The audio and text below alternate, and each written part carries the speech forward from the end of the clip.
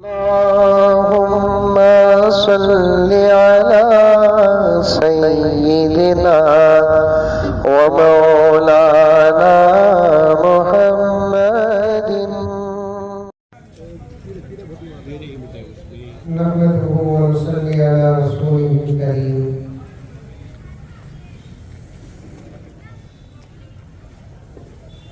अम्मा बअद फ़अऊज़ु बिल्लाहि मिनश शैतानिर रजीम। बिस्मिल्लाहिर रहमानिर रहीम।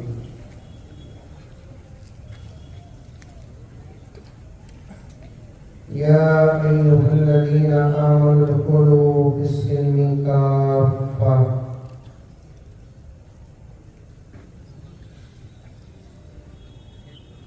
वला तत्तबिउ खुतुवातिश शैतान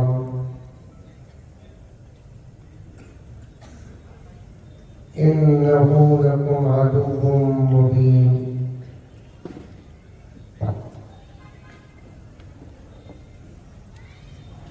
वक़ाल अज़्ज़ व जल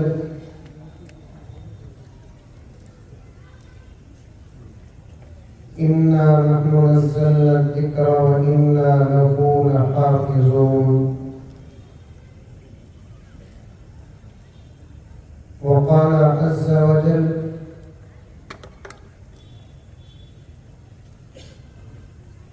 वअन्तुमुल अअलौना इन कुन्तुम मुमिनीन। सदक़ल्लाहु मौलाना अज़ीम। अल्लाहुम्मा सल्लि अला सय्यिदिना नबिय्यिना मौलाना मुहम्मद व अला आलि सय्यिदिना नबिय्यिना मौलाना मुहम्मद व बारिक वसल्लिम। अल्लाहुम्मा सल्लि अला मुहम्मदिन बिअददि अवाक़िल अशजार व बिअददि अक़तारिल अमतार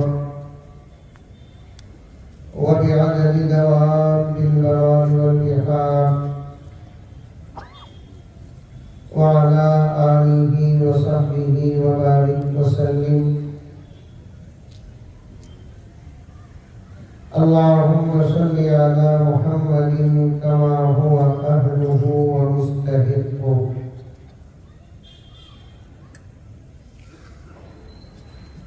मुअज़्ज़ज़ सामीन, पूरी मोहब्बत के साथ, शौक़ के साथ, उल्फत के साथ, प्यार के साथ, अदब के साथ, एहतराम के साथ, इखलास के साथ, दिल की गहराई से एक मर्तबा दुरूद शरीफ पढ़ लें।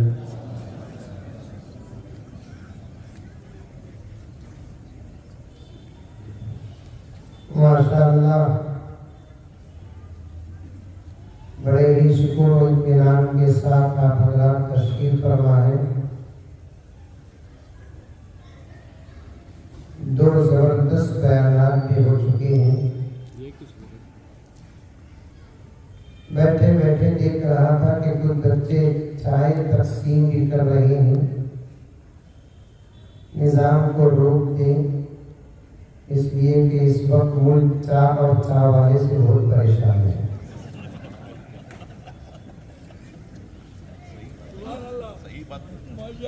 बहुत परेशान है।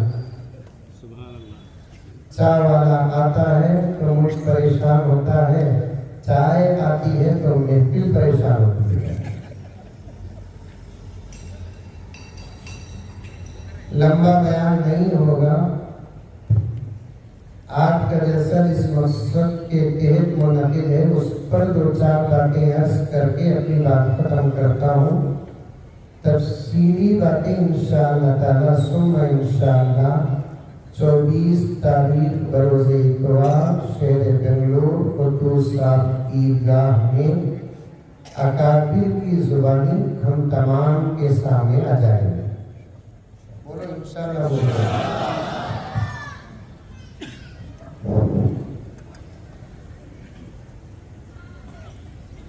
इस वक्त सारी दुनिया चाहती है इस्लाम बदल जाए, कुरान बदल जाए, शरीयत बदल जाए। उस पर एक दो चार अशकार समाप्त फरमा दी। पढ़ो की नको तुम्हें नको बोले भी पढ़ो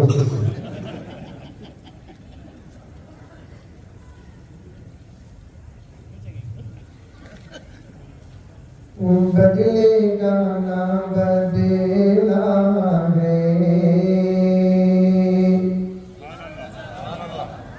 बेशक बोलो कहाँ बोलना वो किसी को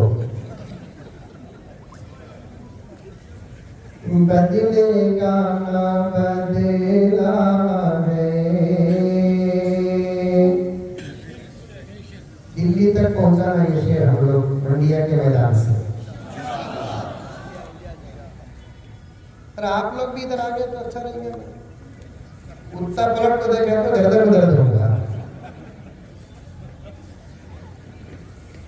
आ जाइए करीब आ जाइए। बदलेगा ना बदला है।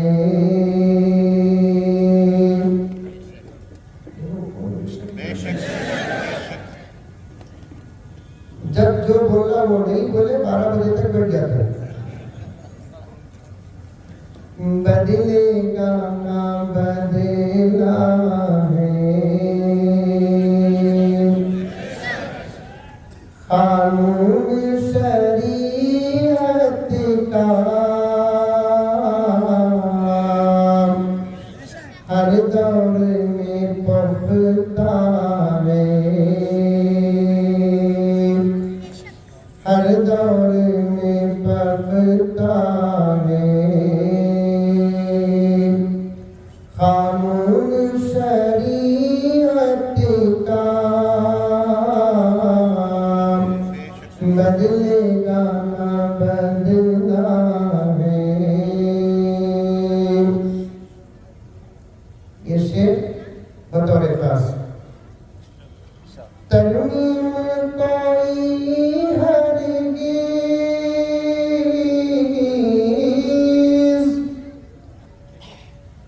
तरमीम कोई हरगिज़ मंजूर नहीं हमको। ईमान हमारा है। कानून शरीयत का ईमान हमारा है। कानून शरीयत का बदलेगा ना बदला है। नापाक इरादे से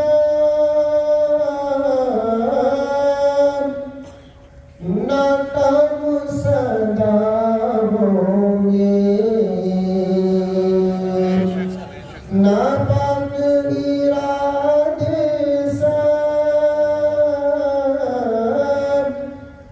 नाकाम सदा होंगे। हर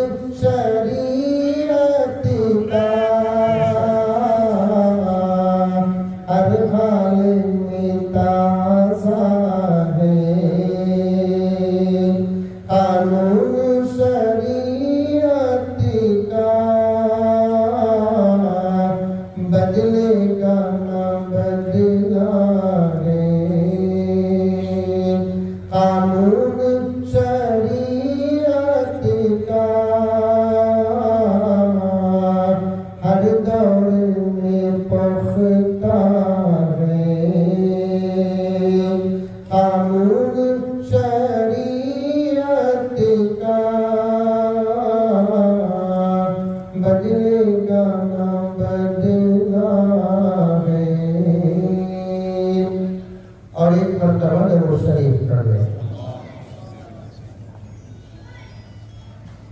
मैंने हमने सलात में मशहूर कुरान पाक की आयतें पढ़ी, उसमें से एक आयत तो बहुत ही मशहूर जो जलसे में दस्तारबंदी के इजलास में कुरान की अजमत पर पढ़ी जाती है। और सुने होंगे आप, सुने कि नहीं सुने? कभी परेशान नहीं है, मतलब ये आयत ध्यान में क्यों पढ़े? इन्ना नहनु नज़्ज़लना ज़िक्रा व इन्ना लहू लहाफ़िज़ून। कहाँ की पढ़ने की आयत ना तहफ़्फ़ुज़ शरीयत और तहफ़्फ़ुज़ औक़ाफ़ के मौके पर मौलाना ये आयत क्यों पढ़ रहे हैं बोलकर ज़हन में बात आई रहेंगी। आई नहीं आई? अरे मुंडी भी हला रही आई का तो आई बोलो, नहीं का तो नहीं बोलो। नहीं उतना गौरव फिक्र करने का दिमाग हमारे पास कहाँ है? गुरु कुटिया कभी सीरत का ऐसा हुआ तो तुम फकीर अल्लाह की आयत पढ़ते ना दूसरी आयत की आदत कुरान में हुजूर की सीरत पढ़ गया।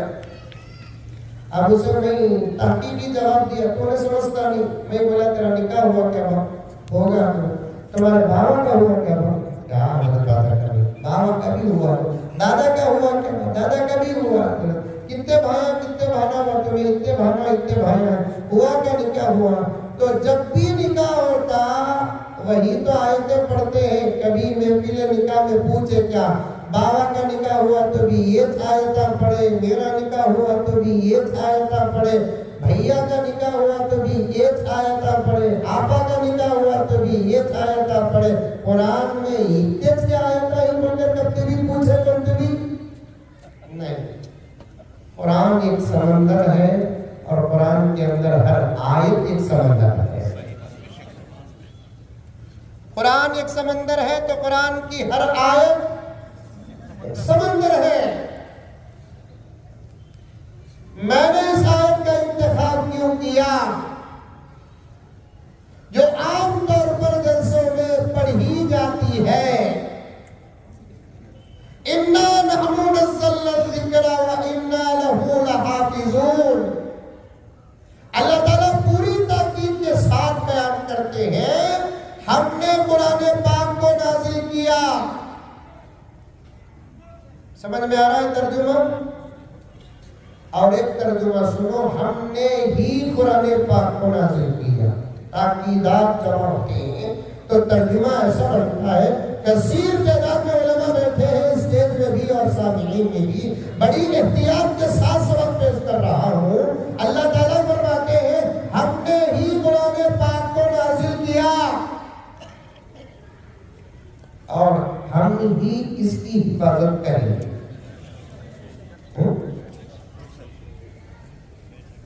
हमने कुरान पाक को नाज़िल किया और हम कुरान पाक की हिफाजत करेंगे।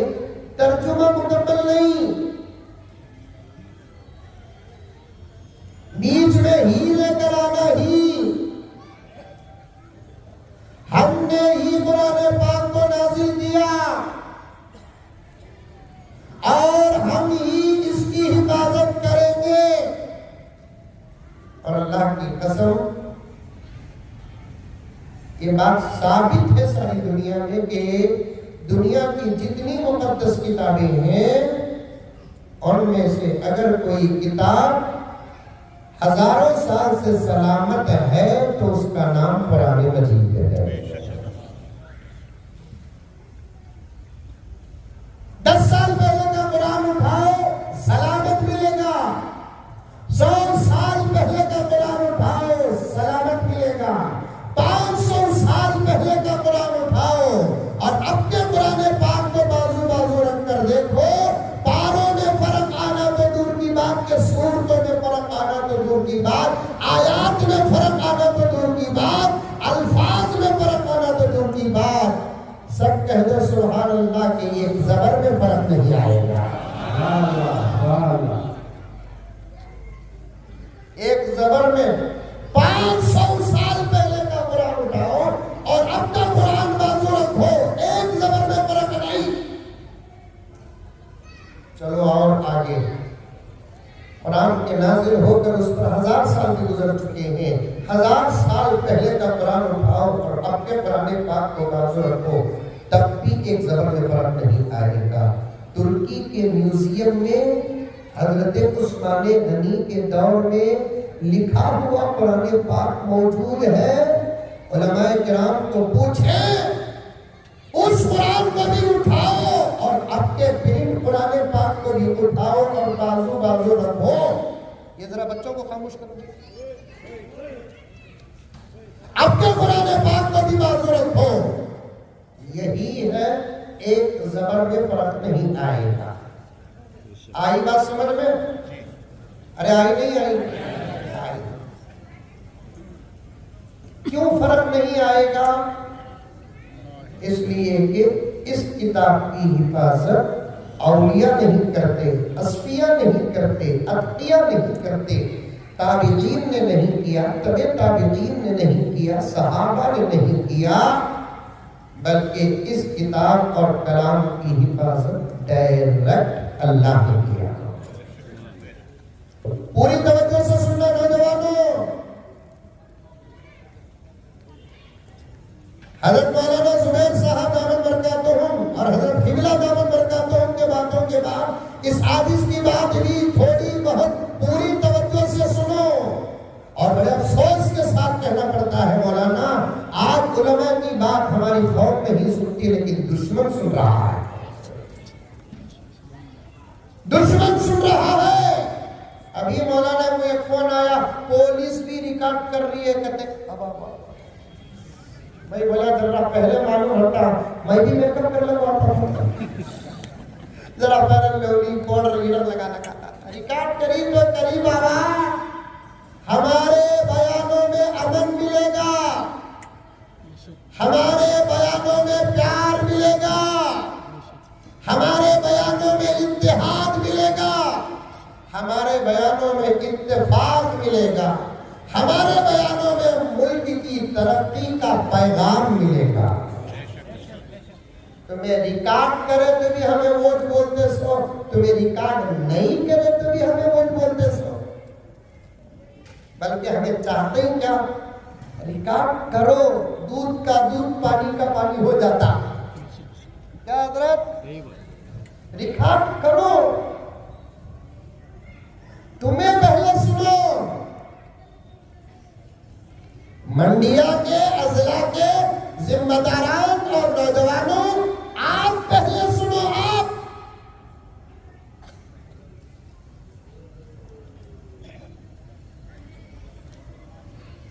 1450 साल से अल्लाह की किताब सलामत है कि नहीं है?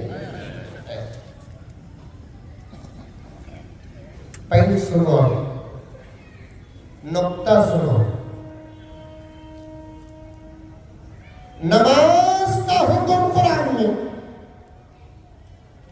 रोजे का हुक्म कुरान में, ज़कात का हुक्म कुरान में, हज का हुक्म कुरान में, अकाइद कुरान में, इबादत कुरान में, मामलात कुरान में, मुआशरत कुरान में, तिजारत कुरान में, हुकूमत कुरान में, निकाह कुरान में, तलाक कुरान में, परवरिश कुरान में।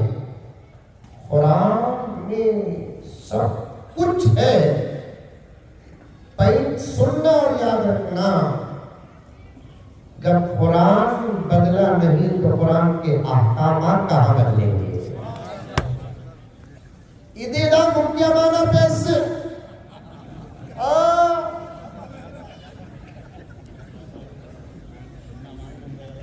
ये पॉइंट की बात बताना चाहता था। फिक्र करो लोगों, इस जमीन ने ऐसी हुकूमतों को देखा है, अच्छे राजा महाराजाओं के साथ, बादशाह और शहंशाहों के साथ इस धरती ने फिरौनों को भी देखा है, नमरूदों को भी देखा है, शद्दादों को भी देखा है। कोशिश करना हमारा काम, मेहनत करना हमारा काम, फिक्र करना हमारा काम, मुत्तहिद होना हमारा काम।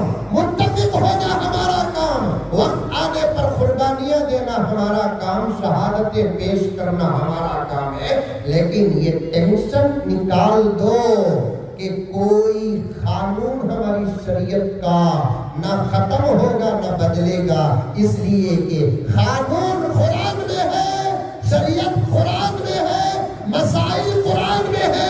जब कुरान नहीं बदलेगा तो नमाज क्या बदलेगी, कुरान नहीं बदलेगा तो रोजा क्या बदलेगा, कुरान नहीं बदलेगा तो ज़कात का परसेंटेज क्या बदलेगा, कुरान नहीं बदलेगा तो अहकाम निकाह क्या बदलेंगे, कुरान नहीं बदलेगा तो तलाक के मसाइल क्या बदलेंगे, कुरान नहीं बदलेगा मामलात कैसे बदलेंगे, तिजारत कैसी बदलेगी, कुरान नहीं बदलेगा, कुछ भी नहीं बदलेगा।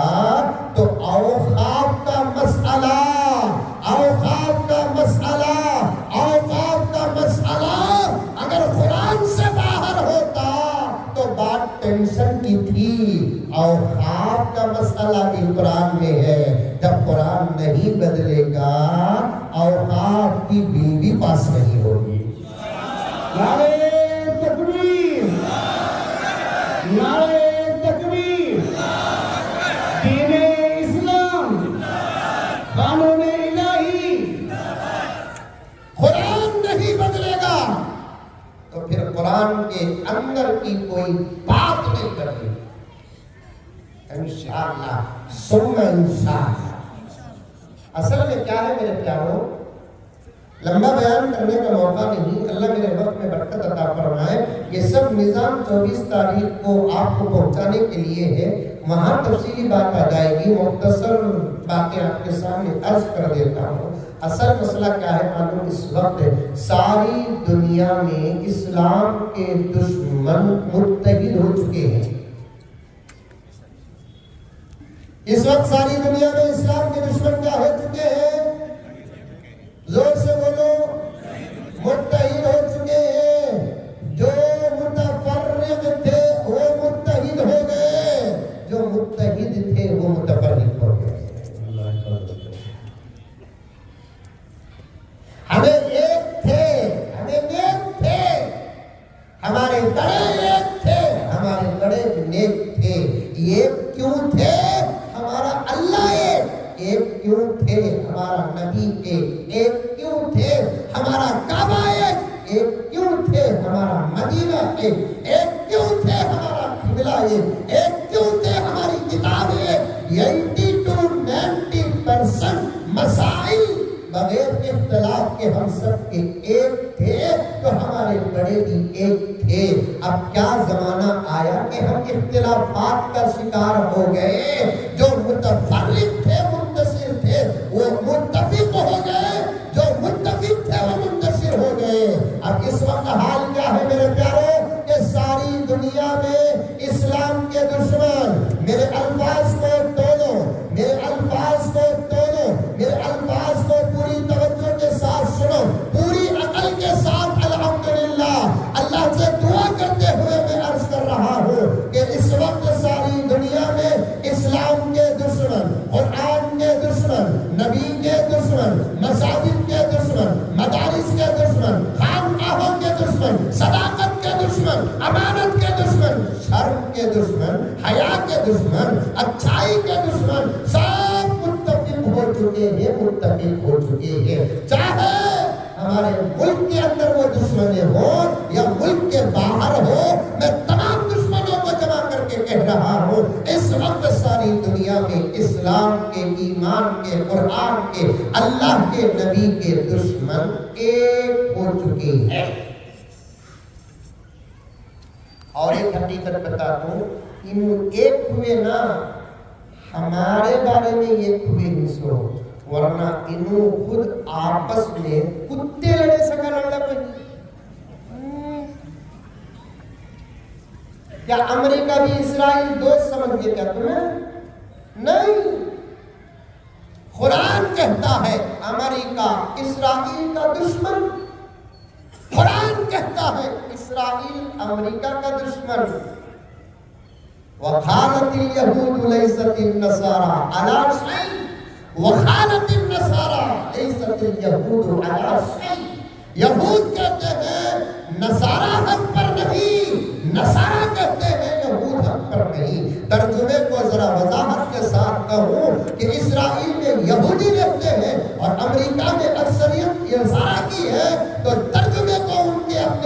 एतबार से पेश करो। इसराइली कहते हैं अमेरिकन हक पर नहीं, अमेरिका वाले कहते हैं कि इसराइल हक पर नहीं है। आपस में वो लोग लड़ते हैं। जब बात इस्लाम की आ जाती है, जब बात मुसलमानों की आ जाती है तो मुत्तफिक हो जाते हैं।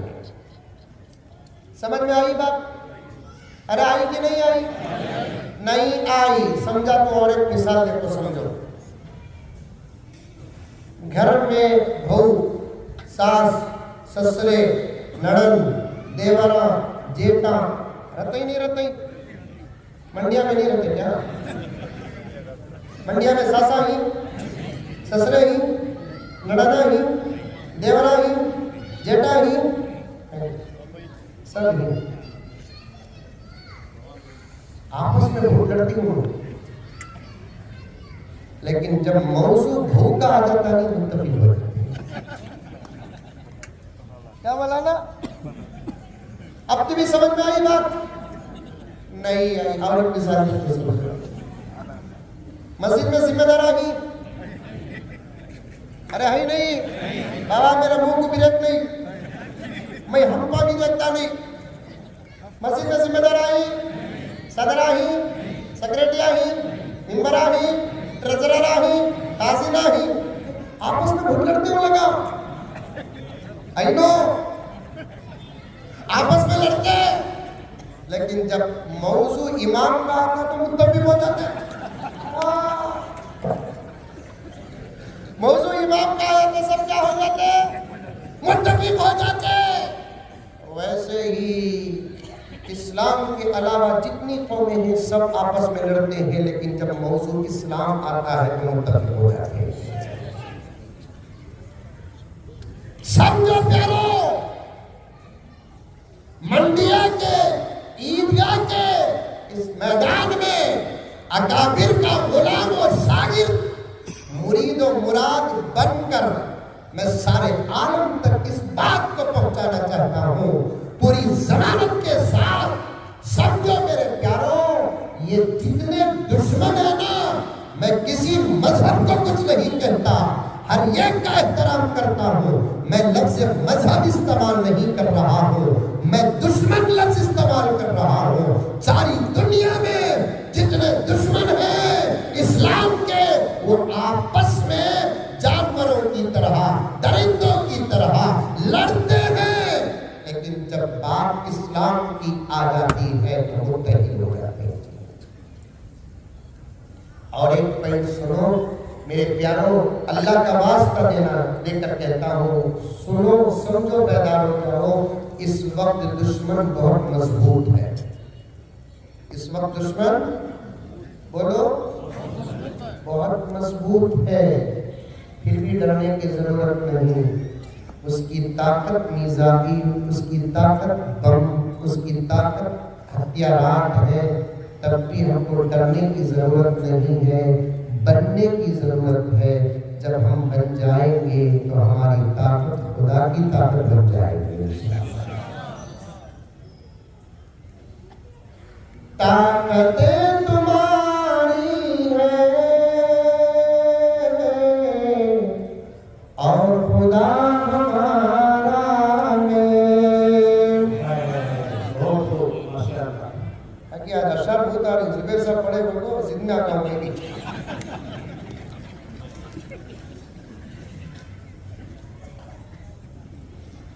ताकतें तुम्हारी है और खुदा हमारा है। अक्स पे नहीं तेरा ओ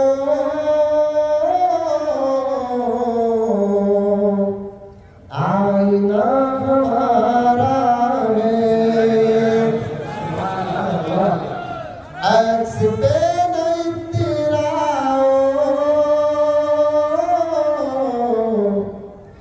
आईना हमारा है। ये सब कानून लगाने से कई को मालूम, दो इरादे ही, एक हम ना डराना, दूसरा हम ना गुलाम बनाना। हजरत आधी बात कर डाले, आधी बात नहीं करता हूँ। हमें डरते ही सच्ची बोलना। अच्छा भाभी से वो मोहब्बत का खौफ है, चारो उसे खौफ नहीं बोलते। हमें डरते नहीं, डरते हमें डरते भी नहीं। मोहब्बत सबसे करेंगे लेकिन गुलामी किसी की नहीं करेंगे। मोहब्बत सबसे करेंगे, गुलामी किसी की नहीं करेंगे। इस उन्वान पर शेर सुनो। ताकतें तुम्हारी है और खुदा हमारा है, अक्स पे नहीं तेरा आईना हमारा है, आपकी गुलामी का बोझ हम न ढोएंगे, आपकी गुलामी का बोझ हम न ढोएंगे। इस पर सब हाथ उठाकर सुभान अल्लाह कह देना। आपकी गुलामी का बोझ हम न ढोएंगे,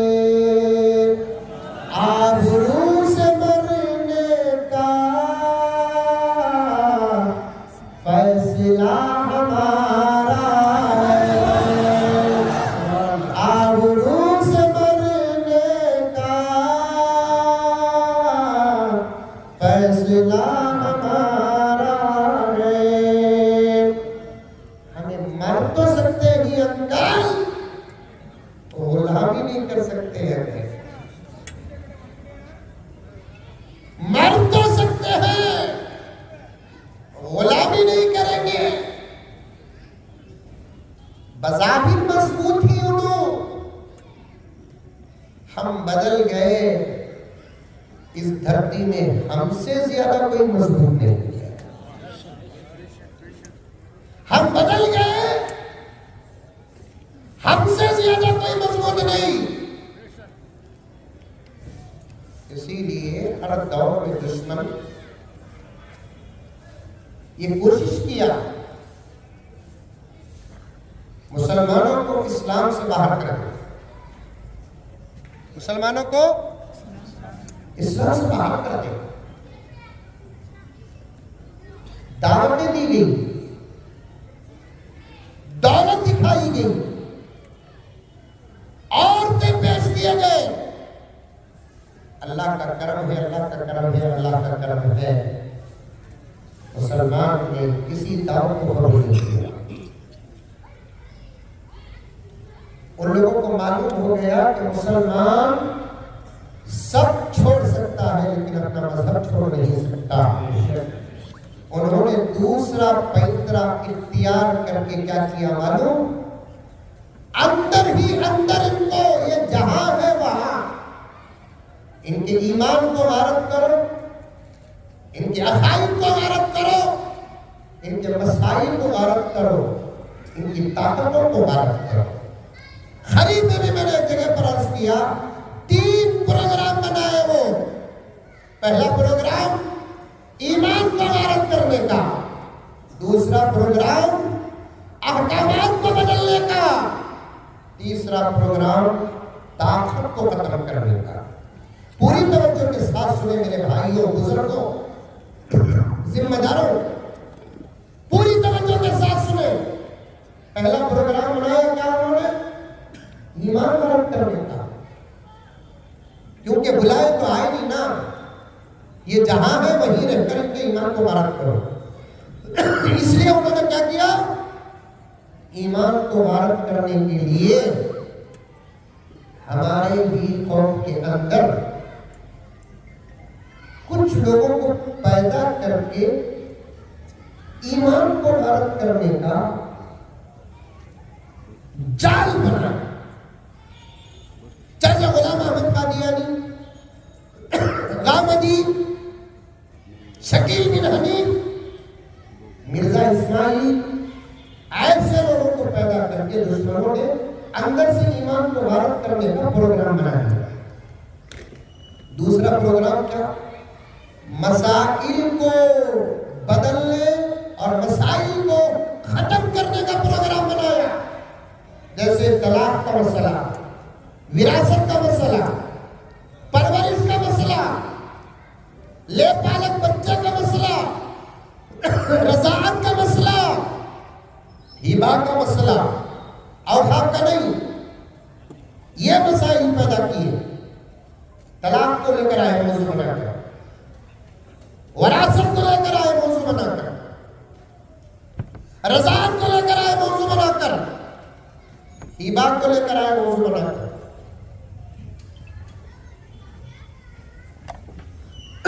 हिबा को लेकर आए मौजूद बनाकर, और ये जाल भी फैलाए डाले। चंद साल पहले तलाक का मौजूद आया कि नहीं आया हमारे सामने? है? अंकल 3 तलाक को कैंसिल करने की बिल तक पास कर डाले। और मैं साफ साफ कहता हूं, बिल्लों के पास होने से शरीयत बदलने वाली नहीं है। बिल्लों के पास होने से शरीयत बदलने वाली नहीं है। बिल हुकूमतों की तसल्ली है, शरीयत हमारा ईमान है। बिल हुकूमतों की तसल्ली, शरीयत हमारा ईमान है।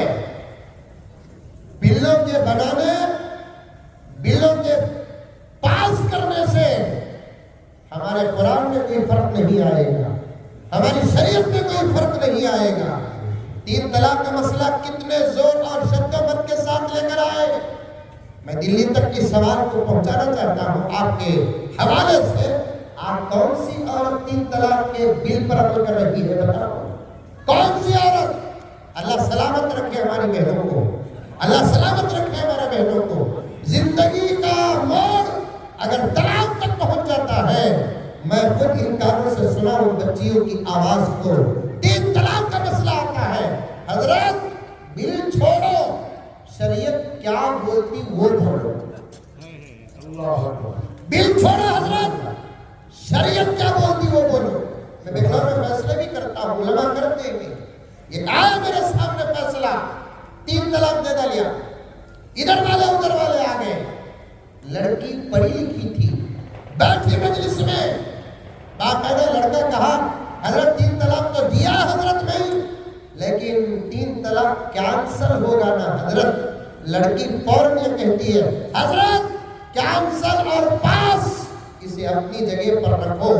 बिल क्या बोलती वो रखो, कुरान क्या बोलता वो बोलो। बिल पास करे, चले क्या? चला क्या? नहीं। अकाईद को खराब करने के लिए अंदर से लोगों को तैयार किया, मसाइल को बदलने के लिए अंदर से बिलों को पास किया। ये दुश्मन है, काम करते रहते हैं ये लोग। इनको खाली खुजली ही खुजली है। इनको कितने मुल्क के मसले हैं, वो मसलों को हल करो साहब।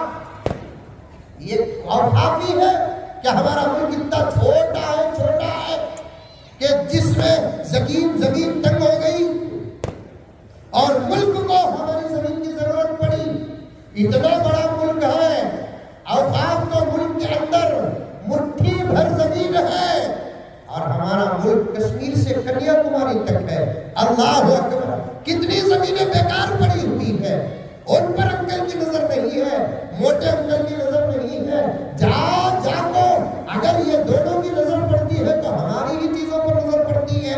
जाकर कितनी हिंदू औरतें हैं जो परेशान हैं, कितनी सिख औरतें हैं जो परेशान हैं, जो कितनी दलित औरतें हैं जो परेशान हैं। ये दोनों की नजर ऊपर नहीं पड़ती तो हमारी माँ बहनों पर नजर पड़ती है। कितने मसाइल मिलते हैं जिस पर नजर डालने की सख्त जरूरत है, लेकिन मुल्क की हुकूमत और इस वक्त की सरकार किसी सूरत से उन मसाइल पर नजर डालने के लिए तैयार नहीं होती। अगर होती है तो इस्लाम और मुसलमानों के मसाइल पर नजर डालती है और बराबर खींचतानी ही करती रहती है। औकाफ की जमीन कितनी है? मौलाना मुहतरम ने बड़े ही जज्बे के साथ फरमाया, इतने लाख एकड़ जमीन है बिल्कुल सही फरमाया मौलाना ने कि इतने लाख एकड़ जमीन तो जरूर है प्यारो, लेकिन इतने लाख एकड़ जमीन की हैसियत मुल्क की इतनी बड़ी जमीन में मुट्ठी भर भी नहीं है ना? कितनी जमीन नजर डालो, उसे आबाद करो। जा जाकर पड़ रही है नजर, हमारे ही औकात पर पड़ रही है। तवज्जो के साथ सुनो मेरे प्यारो, होश में आओ, जागो। अब खामोश बैठने का वक्त नहीं है, सवाल भी करने का वक्त नहीं है। कोई सवाल करता है तो जवाब देने का वक्त आया है। अगर ऐसे मौके और इस वक्त अगर हम जवाब नहीं देंगे, हमारी नस्लें गुलाम बन जाएंगी। गुलाम बन जाएंगी। अल्लाह सलामत रखे हमारे मुल्क की तहरीकों को, कहो आमीन। अल्लाह सलामत रखे हमारे मुल्क की तंजीमों को, अल्लाह सलामत रखे हमारे मुल्क की जमाअतों को, अल्लाह सलामत रखे हमारे मुल्क की जमीयतों को। ये लोग अल्हम्दुलिल्लाह आजादी से पहले भी सरपरस्ती करते थे, आजादी के बाद भी सरपरस्ती कर रहे हैं और आज तक अल्हम्दुलिल्लाह सरपरस्ती कर रहे हैं। अल्लाह पूरा पूरा बदलाव हमारे अकाबिर को अता फरमाए। आमीन। और ये जो हमले हो रहे हैं ना शरीयत पर, अकाइद पर, मसाइल पर, औकाफ पर, ये नए हमले नहीं प्यारो। आजादी से पहले इस मुल्क में अंग्रेज काबिज था, उसका मिशन भी यही था, उसका जहन भी यही था, उसकी कोशिश भी यही थी। अभी मुल्क आजाद नहीं हुआ, जिसका इशारा दो उलमाए किराम ने आपके सामने बहुत मुख्तसर तरीके से दिया। अंग्रेज थे मुल्क में काबिज, पावरफुल हुकूमत थी, लेकिन शरीयत को छेड़ रहे थे, शरीयत को छेड़ रहे थे। हमारे अकाबिर, हमारे उलमा अंग्रेज को बिठाए, बात करे, चेतावनी दिए, वार्निंग दिए, शेरों की तरह चंगाड़ा, कहा मुल्क पर कब्जा, ये नशा तुमको यहां तक न पहुंचाए कि तुम शरीयत पर भी कब्जा करोगे। सवाल ही पैदा नहीं होता। मुल्क पर कब्जा करके तुम ये समझ रहे हो कि चंद दिनों में हम शरीयत पर, इस्लाम पर, कुरान पर कब्जा करेंगे। खबरदार! किताब में साफ लिखा है, हमारे बुजुर्गों ने अंग्रेजों को बिठाकर कहा, खबरदार! कब बिठाया? तारीख याद है? 1937 को बिठाया। जब शरीयत पर हमले होने लगे 1937 को बिठाया, कहा कि खबरदार, मुल्क पर कब्जा करे हैं, वक्त आएगा मुल्क आजाद होगा, लेकिन शरीयत को छेड़ोगे तो हम बर्दाश्त नहीं करेंगे। हमारे बड़ों ने क्या कहा मालूम? मुल्क के लिए ही जब हम जान दे रहे हैं तो शरीयत के लिए क्या नहीं कर सकते? मुल्क की हिफाजत के लिए हम जान दे रहे हैं, शरीयत की हिफाजत के लिए हम क्या नहीं कर सकते? एक वार्निंग अंग्रेजों की हवा उखाड़ दी। 1937 को अंग्रेजों के दस्तूर में एक कानून दाखिल किया गया, शरीयत एप्लीकेशन एक्ट। उस कानून को लेकर अल्हम्दुलिल्लाह मुल्क का मुसलमान अपने शरई अमाल और अहकामात पर अमल करता रहा। 10 साल गुजरे, मुल्क आजाद हुआ 1947 को, और मैं पूरी जुर्रत के साथ कहता हूं, क्या होगा प्यारे? सिर्फ जान ही तो जाएगी ना। शहादतें हमारी तारीख है, कुर्बानियां हमारी तारीख है, डर की कोई बात नहीं। अंग्रेज गया, मुल्क छोड़ा, लेकिन जाते जाते अपना जहन देकर गया, अपनी सोच देकर गया, अपनी मेंटालिटी देकर गया। और इस वक्त की हुकूमतें हिंदुस्तानी तो जरूर है, लेकिन काम अंग्रेजों का कर रहे हैं। प्लान अंग्रेजों का पूरा करने की कोशिश कर रहे हैं। 1937 को जब कानून बना दिया गया तो मुल्क के मुसलमानों के पर्सनल मसाइल को छेड़ा नहीं जाएगा, हुकूमत का तरीका अलग होगा, मजहब का अमल अलग होगा। हमारे बुजुर्गों की वार्निंग के सामने अंग्रेज डर कर कानून बना दिया और उस कानून का नाम रखा शरीयत एप्लीकेशन एक्ट। 1947 को बना, 47 को मुल्क आजाद हुआ, 32-33 साल नहीं गुजरे आजाद होकर अंदर अंदर अंदर अंदर अंदर मैं किस हुकूमत का नाम लूं, मैं किस पार्टी का नाम लूं? मुसलमानों आजादी के बाद से लेकर अब तक मुझे कहने की इजाजत दो, 1947 की आजादी के बाद से लेकर 2020 पर 3 तक मुल्क का मुसलमान जितना भरोसा आती जाती सरकारों पर किया, अगर यही भरोसा अल्लाह पर करता तो आज मुल्क में मुसलमानों का यह हाल होता। आती जाती सरकारों पर तो भरोसा किया, ये पार्टी वो पार्टी, ये पार्टी वो पार्टी, इन्हें सेकुलर उन्हें सेकुलर, इन्हें सेकुलर उन्हें सेकुलर, ये भरोसा करके बर्बाद हुआ मुल्क का मुसलमान। ये भरोसा करके उनका मुसलमान बर्बाद हुआ। मुझे बड़े अदब का एतराज करता हूं, मैं बड़े एहतराम का एतराज करता हूं, बेअदबी नहीं करता, बदअखलाकी नहीं करता, लेकिन 1947 की आजादी के वक्त हमारे अकाबिर जो बाहयात थे उनके खबरों तक मुझे जाने का मौका मिले, मैं उनके खबरों के पास फातिहा पढ़कर जरूर ये सवाल करूंगा, हजरात मुल्क को आजाद करने के बाद आप क्यों खामोश बैठ गए? उसी वक्त हमारी अपनी एक पार्टी बना देते, आज पार्लियामेंट हमारे हाथ में होगा। मुझे हमारे बुजुर्गों के खबरों के पास जाने का जब मौका मिलेगा, मैं जरूर उनके खबरों के पास फातिहा पढ़कर जरूर अपने काबा की कसम उनके दरबार में मेरा दर्द पेश करूंगा, मुल्क की हालत पेश करूंगा, और मुझे उम्मीद है खबरों से जवाब आएगी, ये खता हमसे हुई और ये जवाब भी आएगा। आजादी के बाद मुल्क के तेवर बदलने का इल्म हमको होता तो हम मस्जिदें छोड़कर मैदान पर आते। आजादी के बाद मुल्क के तेवर बदलने का अगर इल्म होता, हम मदरसे छोड़कर मैदान को ना आते। ये मेरा जज्बा है और सही जज्बा है।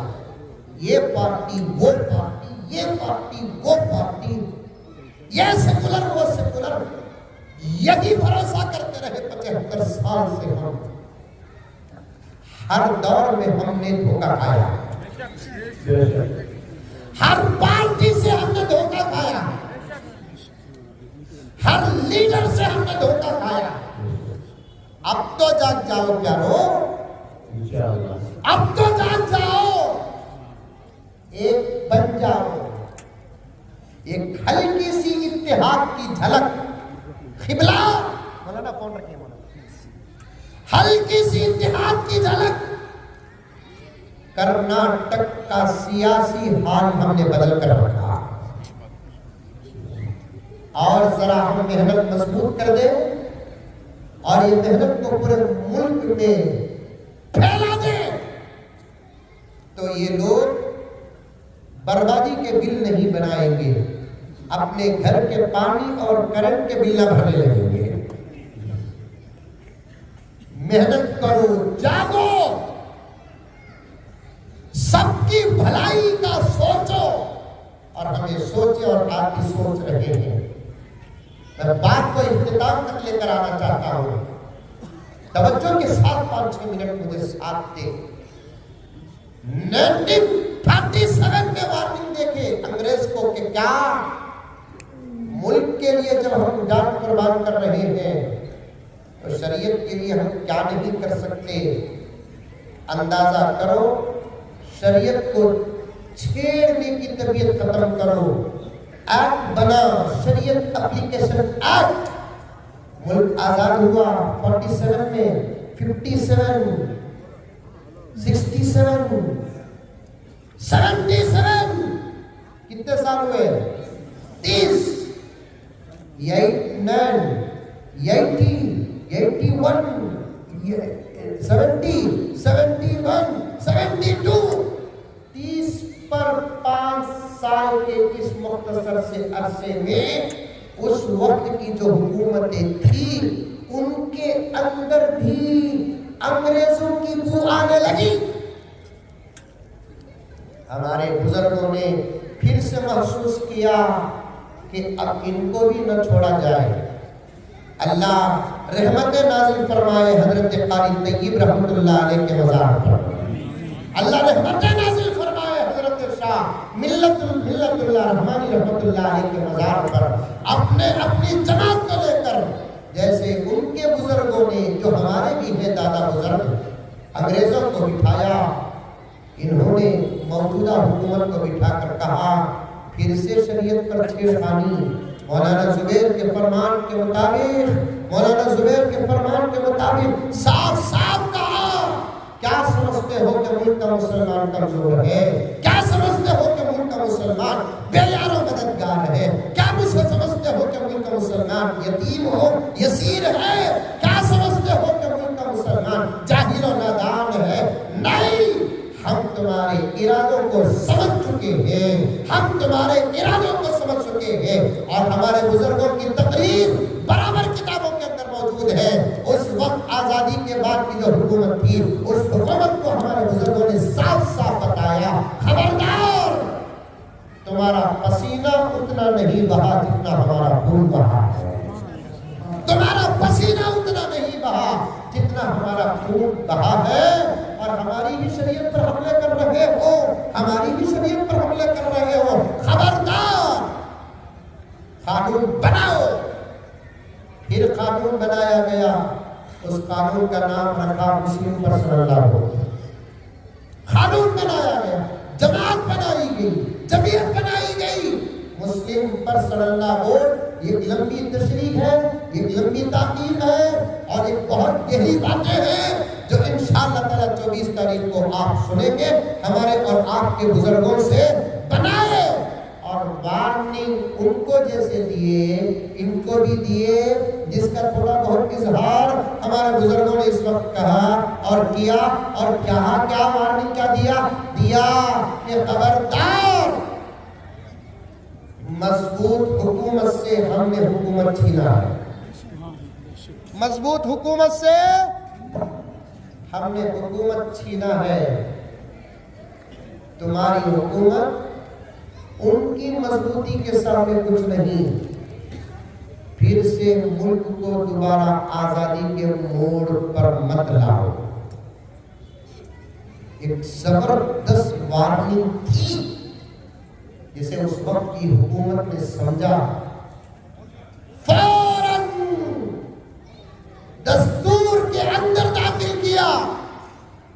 मुसलमानों की शरीयत के खास और आईनी मसाइल पर हुकूमत कभी मुदाखलत नहीं करेगी, चाहे वो निकाह के मसाइल हो, चाहे वो तलाक के मसाइल हो, चाहे वो खुला के मसाइल हो, चाहे वो विरासत के मसाइल हो, चाहे वो इजाजत के मसाइल हो, चाहे वो हिबा के मसाइल हो, नहीं मुदाखलत करेगी। एक्ट बनाकर, बिल बनाकर, पास करके आईन के अंदर दाखिल किया। 1972 को मुस्लिम पर्सनल लॉ बोर्ड की तरफ से सरपरस्ती और प्लेटफॉर्म से शरीयत की हिफाजत का अल्हम्दुलिल्लाह जबरदस्त काम हुआ। अल्लाह ने काम लिया, फिर उसके बाद चलते गए, हुकूमतें बदलती गई। अब वक्त आया है उन लोगों का, अब फिर से छेड़खानी शुरू हुई और फिर 10 मिनट पीछे जाओ, अकाइद को खराब करने का जाल बनाया, मसाइल को खराब करने का जाल बनाया। और मेरे दोस्तों, इस मुल्क का औकाफ, इस मुल्क के मुसलमानों की ताकत है, जिसे वो लोग भी जानते हैं। अब इस पर नजर आप पड़ी है उनको, और अंकल अपने हवारियीन को साथ लेकर चंद महीने पहले हमारे मुल्क के अंदर मुसलमानों के औकाफ पर नजर डाल चुके हैं और बिल पास करने के मोमेंट में तक आ चुके हैं। और 2 दिन पहले भी मोटे अंकल, मालूम नहीं मोटे अंकल, इतना बड़ा होगा है पेट, अभी 2 महीने में तो डिलीवरी होगी। जिस्म बड़ा, पेट बड़ा होने से मुल्क नहीं चलता अंकल, दिमाग रखना, दिमाग। महाराष्ट्र में बोल रहे हैं अंकल मोटे, हमें औकाफ की बिल पास कर ही रहेंगे। हमें भी बोल रही, हमें देते नहीं। एक जुमला बोलूं, अरे बोलूं, हमें देते नहीं, तुम्हें क्या उखाड़ देंगे, उखाड़ लो।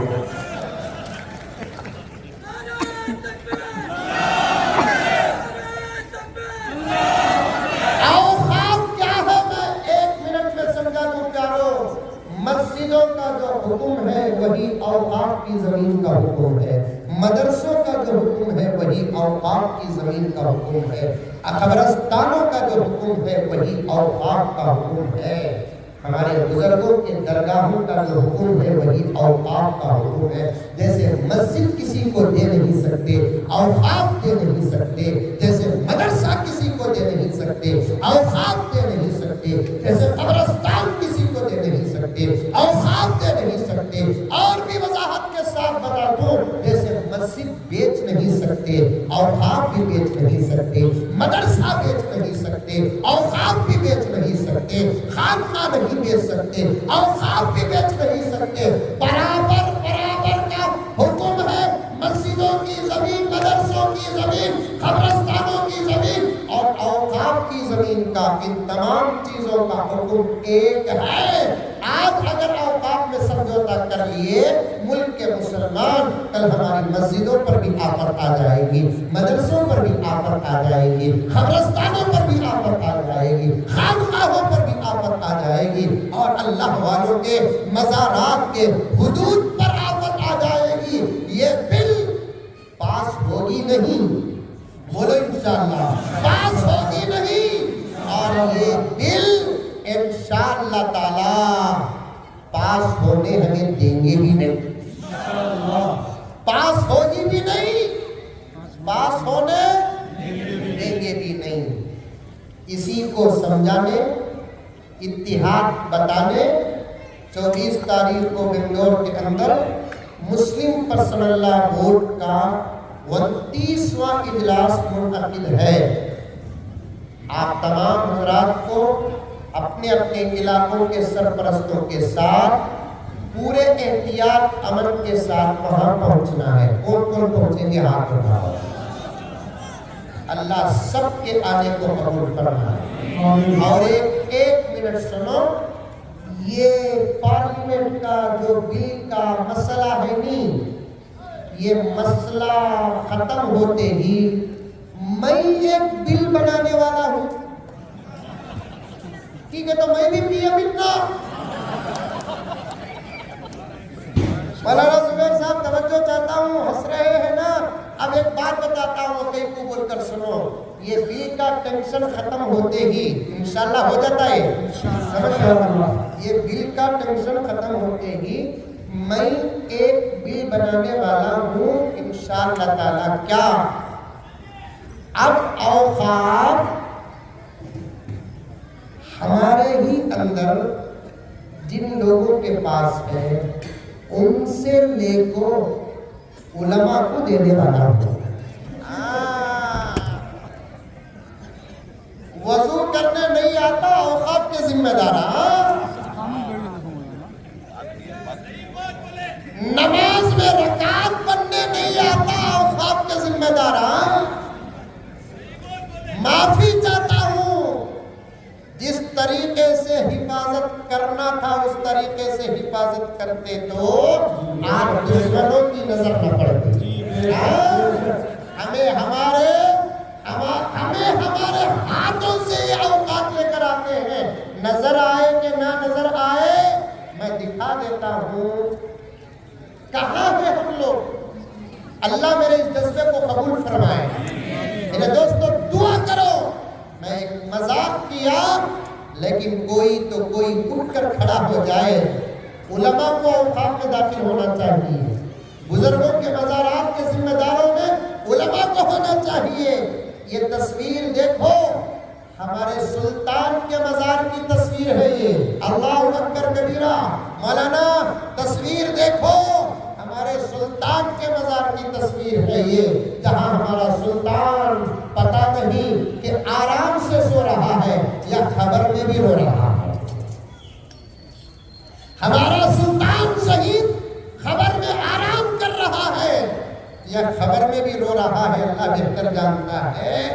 उसके मज़ार के पास कौन है सब पूछने वाला? पूरे मार को खाने वाले ही। कौन पूछने वाला? पूछे तो या तो मुसाफा कर दे, नहीं तो टिकट देते ही। सुल्तान के मज़ार के पास जियारत को जाने वाले लोगों में से पता नहीं कि कौन से मजहब की लड़की है वो सुल्तान जिसने कभी किसी गैर औरत पर नजर उठाकर बुरी नीयत से नहीं देखा। सीरत में साफ लिखा है, आज उसके खबर के बिल्कुल सराहने इतने गंदे कपड़ों के साथ नाच रही है। मैनेजमेंट को क्या नींद है कि नशा है, अल्लाह बेहतर जान रहा है।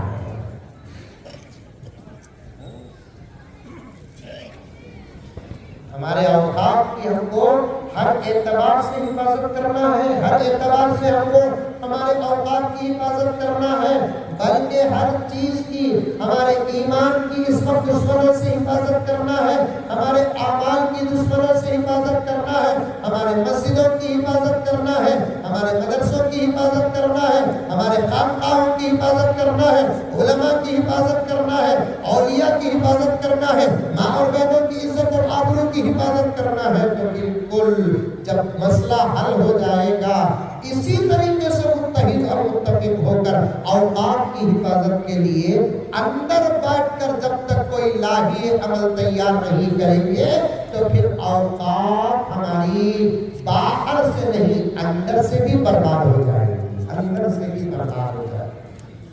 अल्लाह ताला मौका दिया है जागने का, दुश्मनों को खड़ा करके हमको जागने का मौका दिया है।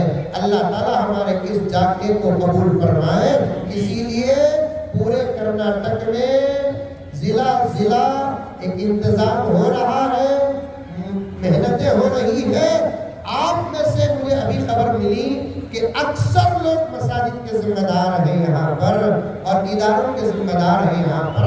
आप तमाम हज़रात से गुजारिश है कि मेहनत को और तेज करो और 24 तारीख को बेंगलोर शहर ईदगाह कुद्दूस साहब को वक्त पर पहुंचने की कोशिश करो। अकाबिर के बयानात को सुनो, दिल दिमाग को जगाओ, अमल करने का पुख्ता इरादा करो, इत्तेहाद और इत्तेफाक के साथ जीने का फैसला करो। इंशाअल्लाह ताला अल्लाह की मदद आएगी और फिर से एक नया इनकलाब आएगा। अल्लाह ताला हम तमाम की सुनी हुई बातों पर अमल करने की तौफीक अता फरमाए। आमीन सुम्मा आमीन व आखिरु दावाना अनिल हम्दुलिल्लाहि रब्बिल आलमीन।